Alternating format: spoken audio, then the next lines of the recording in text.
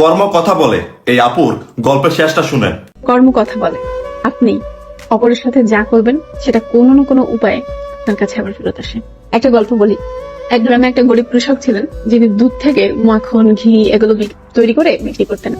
প্রতি সপ্তাহে তিনি একটা বিশ্বস্ত দোকানে যেতেন এবং সেই জিনিসগুলো ওনার কাছে বিক্রি করে আসতেন।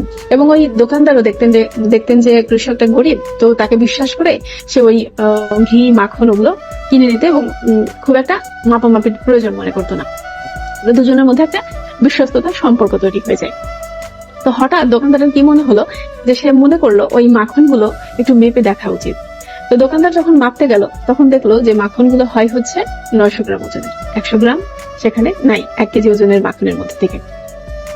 তখন দোকানদার রেগে গেলেন এবং কৃষককে পরের সপ্তাহে যখন আসলেন সেই দোকানে মাখন বিক্রি করার জন্য আবার বললেন যে তুমি আর আমার দোকানে আসবে না, আমি তোমার সাথে ব্যবসা করতে চাই না, আমি বেঈমানদের সাথে ব্যবসা করতে চাই না। কৃষক তো অবাক, কেন আমার সাথে এই ধরনের ব্যবহার করছেন। তখন কৃষক দোকানদারকে জিজ্ঞেস করলেন যে আপনি কেন আমার সাথে ব্যবসা করতে চান, আমি কি এমন অন্যায় করেছি।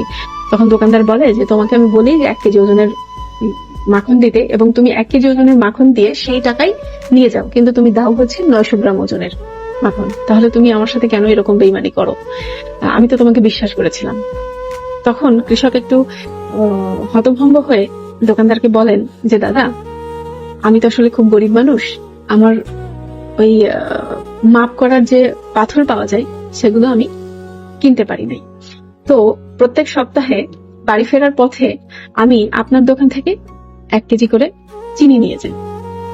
সেই চিনি দাঁড়িপাল্লার এক পাশে রাখি এবং আর এক পাশে আমার সেই মাখনটা রাখি।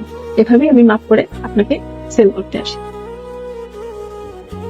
এখন দোকানদার চুপ হয়ে গেল। কি বুঝলেন? আপনি যা করবেন সেটা আপনার কাছেই আবার ফেরত আসবে। কলা বিক্রেতা মনে করে আমি কলায় ফরমালিন দেই, আমি তো কলা খাই না। সে কলা বিক্রি করে টাকা নিয়ে অন্য একটা জিনিস কিনে নিয়ে বাড়িতে যায়। সে যেটা কিনে নিয়ে যাচ্ছে সেই দোকানদার আমার মনে করে যে আমি তো এই জিনিসটা খাই না। আপনি এখানে ভেজাল মেশাতেই পারি।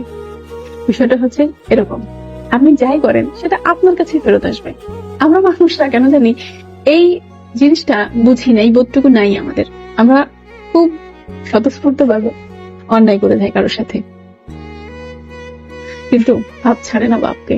সৃষ্টিকর্তা কি উপরে বসে বসে অঙ্ক কষছে, আপনি কি করছেন না করছেন। কর্ম কথা বলে এই উপস্থাপনটা আমাদের সবার জীবনের সাথে মিলে। আপনি আপনার জীবনে যাই কিছু করেন না কেন সেটার ফল আপনি নিজ দায়িত্বে ফিরে পাবেন, কারণ আমাদের প্রকৃতি এতটাই দায়িত্ববান যে আপনি যাই কিছু করবেন সবকিছুর ফল আপনাকে ফিরিয়ে দেবে, তাও আবার নিজ দায়িত্বে। তাই আপনি যদি মনে করেন কাউকে কষ্ট দিয়ে, কাউকে কাঁদিয়ে, কাউকে ঠকিয়ে আপনি ভালো থাকবেন, তাহলে এটা সম্পূর্ণ ভুল। বিশ্বাস করেন, প্রকৃতি আপনাকে 100 থেকে 100% আপনি যেটা করেছেন সেটা আপনাকে ফিরিয়ে দেবে। তাই এমন কিছু করবেন না যেটা আপনি নিজে মানতে পারবেন না। সবসময় ভালো কাজ করুন, ভালো থাকুন এবং সুস্থ থাকুন। দেখবেন ভালো কাজ করলে আপনার মন উৎফুল্ল থাকবে। Sorry gas, this is my opinion, কেউ নেগেটিভ ভাবে নেবেন না। যদি ভুল বলে থাকি ক্ষমা করবেন। আর আপু, আপনার কথাগুলো সত্যি খুব সুন্দর ছিল। Thank you.